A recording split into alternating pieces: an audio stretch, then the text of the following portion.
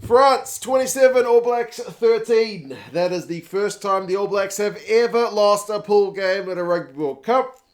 It's not the end of the world, but boy, did the All Blacks get well beaten in that second half. We'll go through some key events and stats, and you guys can let us know your thoughts. Great atmosphere at the ground.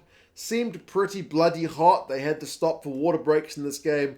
Guys towards the end of the first half in particular were looking, very, very tired. And the World Cup is here. It's underway. France, the hosts, beat the All Blacks pretty comfortably in the end. That being said, it started with the All Blacks. It was the All Blacks early. Rieko Ioane with the line break. That they had a tap and go. Like the All Blacks were wanting to play at high tempo. And then they scored, I think, what's the fastest ever try at a World Cup opener with Mark Talia crossing on like 1 minute and 36 seconds. It was from a Beauden Barrett cross kick, and it was the All Blacks. Looking like the All Blacks can look. Happy days. Happy days from an All Blacks point of view. Misconversion, but a good start. Then the match kind of got a bit tentative. It started feeling a little bit more like a World Cup opener where both sides were a little less kind of open and flowing with their game. New Zealand got pinged for not releasing. It was Marchand, pretty much straight from the restart, to be honest, who got France 3 points back. So the try early on essentially only counts as a 2-pointer, because if you concede points straight from the restart, those points kind of go down the drain. But great response from France. New Zealand have a penalty later. It doesn't find touch, which is an uncharacteristic error. First scrum goes fine, although the French scrum certainly starts to get on top of the All Blacks. De Groot gets pinged a couple of times in that first half, which is an area of concern, especially considering that the Aussies looked to be bullying the French scrum a little bit only a couple of weeks ago. So, where is the All Blacks scrum in the pecking order, albeit without Lomax for this one? A bit nervy. Marchand, concerningly for France, went off injured. Hopefully he's all right. Moefana came on and played pretty bloody well, to be honest. So you've got a pretty apt replacement if he is injured, but fingers crossed it is just a niggling one for him. Talia ended up knocking on a tackle on 17 minutes. It was Jalibert who made a great tackle as Talia was everywhere, so he needed some tackling. He was busting tackles and he was carrying for days in that first half. So good on Jalibert for getting in there and making a tackle on him and causing a knock on, because Jalibert gets criticised for his defence from time to time. From the resulting scrum, though, it's a penalty to France, and it's 6 points on the board for the French. So, kind of defence directly leading to points. New Zealand went 10 phases on 24 minutes. They went close range. French D holds. Eventually, the All Blacks decided to opt for 3, so they make it 8 points to 6. But they'll be disappointed they couldn't get more points from it than the penalty, because the All Blacks were, they had the defence pushed, but just couldn't quite break them. 27 minutes, another French scrum penalty is another 3 easy points. So it's 9 points to 8 with the French in front. It gets a bit helter-skelter when those last 10 minutes as guys start to tire in that first half. Ardie Savia puts in a cross kick. Moefana wins a turnover. Penaud with a wee chip and chase goes close, but Bodie kind of gets back to sweep that one clear. New Zealand concede a penalty at the breakdown with Talia going off his feet, and Ramos takes a shot, but that one, uncharacteristically from him, goes wide.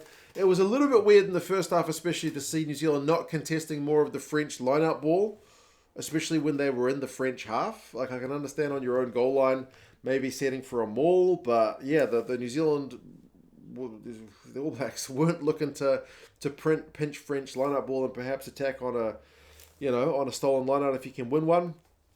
They seemed happy just to set the defensive line. Maybe it was the heat.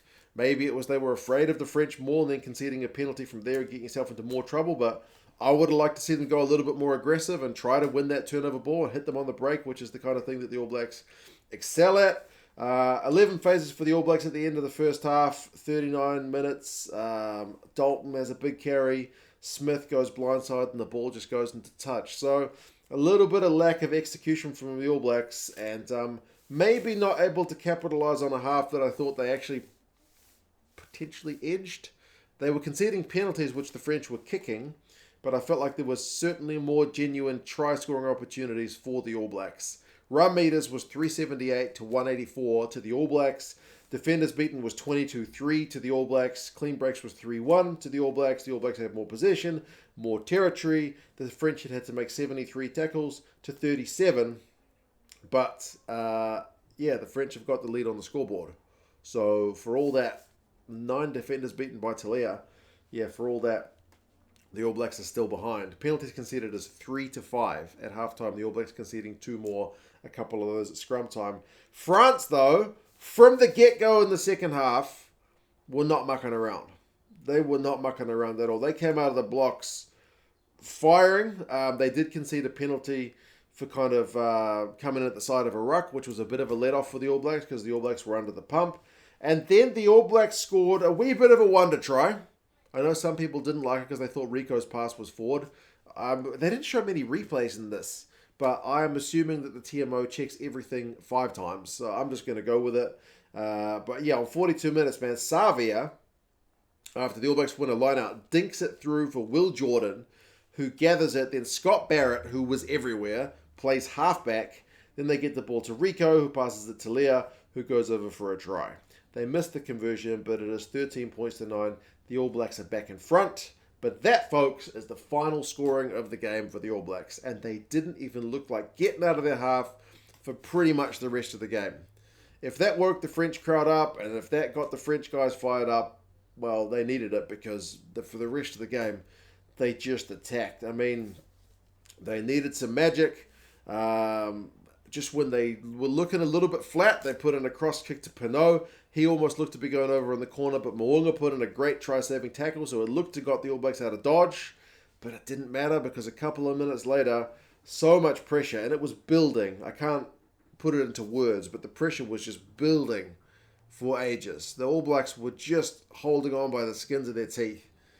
The fact that they held on as long as they did is maybe credit to them, because they were under the pump for a good 10-15 minutes, but eventually, it's a French decision to not go for 3. The one time they didn't go for 3, they went for a line-out. It was messy, but after going through a few phases, Jalibert, he shows what he can do on attack, man. Despite not having Intermac for this tournament, you got a pretty good player in Jalibert. He pops the ball to Penaud, who this time does go over in the corner. So 16-13, France are in front. The All Blacks need to wrestle the momentum back because they've been camped in their own half for all the start of that second half, apart from the try.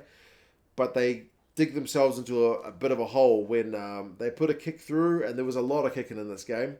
And Will Jordan's chasing it through. He takes out Ramos, who's in the air. Will Jordan's got his eyes on the ball, but he's on the ground, man. You're not putting yourself in a good position. It's a bad decision to go for the ball. If Ramos is going to beat you to it, you need to have the presence of mind to not go for it. It's a split-second thing. But, man, as soon as I saw it, I knew it was a card. I don't think it was ever going to be red. They put it under review, but it was held up as a yellow. And, bad news for the All Blacks. They needed to wrestle the momentum back, but they go a man down. The French go for touch, advantage from a maul. That advantage leads to them opting for 3. But fortunately for the All Blacks, the French missed that one. So there's more points that the French could have had in this game. They were turning the screws, though. Eventually, Dupont kicks it out on the full, which is kind of uncharacteristic from him. You're thinking maybe my phone's going off. Maybe the All Blacks can use that momentum. No, because the All Blacks lost the ball under pressure. They conceded a penalty at the breakdown. Suddenly it's 19-13. 73 minutes, Ramos kicks another one. It's 22-13. The All Blacks aren't coming back from there. And then it gets worse. Salt in the wound for the All Blacks. Glory for the French guys from turnover ball as the All Blacks are trying to roll the dice.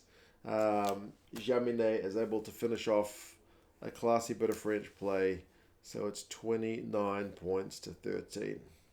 Yeah, France is way too good in that second half. Run meters finished 422 to 654, so the All Blacks still finished with more of those. Kicks from hand is 44-39. Hot weather, a lot of kicking in this game. And from an All Blacks point of view, not the greatest kicking from hand. Some of the contestables, like the contestable one for Will Jordan, not a great look. If you're going to make them contestable, you need to be able to win at least like 1 and 3, 1 and 4 of them. Wasn't happening. Sometimes just straight down the other player's throat, sometimes not finding touch. Didn't seem that great. Position finishes 49-51, so pretty tight. Territory 61-39 to France, but second half territory 78-22. dominant. The All Blacks couldn't get out of their half. They couldn't find an answer. Clean breaks 8-6. The French edged that after being behind at halftime. Penalties conceded 4-12. France conceded 1 penalty in the second half, whereas the All Blacks, who were at 5 at halftime, so 7 penalties and a yellow card in the second half. Discipline, a big letdown. Penaud, 64 metres, 6 defenders beaten, 2 clean breaks. Malvaka, the replacement hooker, 40 metres, 2 clean breaks, 2 defenders beaten. Alldritt, 71 metres, 2 defenders beaten. Ollivon, line out steal, 15 from 16 tackles. Key men, key performances. All Blacks, Talia, 114 metres, 3 clean breaks, 11 defenders beaten. Looks sharp. Savia, 38 metres, 4 defenders beaten. Papali'i, 11 from 11 tackles. Forgot to mention Sam Cane pulled out of this one early, so we had Vaa'i on the blind side, Papali'i on the open side. Bit disjointed, but yeah. I don't think South Africa and Ireland or Scotland will be looking at this one and exactly quaking in their boots, but it's the first game of the World Cup, so things will likely shift and change between now and then. But man, French in that second half showed their class, and the All Blacks will need to find some kind of answer. They play Namibia back next, the All Blacks, so a chance to get some form back. And France are playing Uruguay. We look forward to Namibia playing Italy next in terms of the games played. But yes, you guys let us know your thoughts. First ever pool loss for the ABs. Well done, France. Great way to get the country behind you for this opening game. Pressure is a little bit off them. But yeah, you guys take care, and I'll talk to you guys again soon. See you later.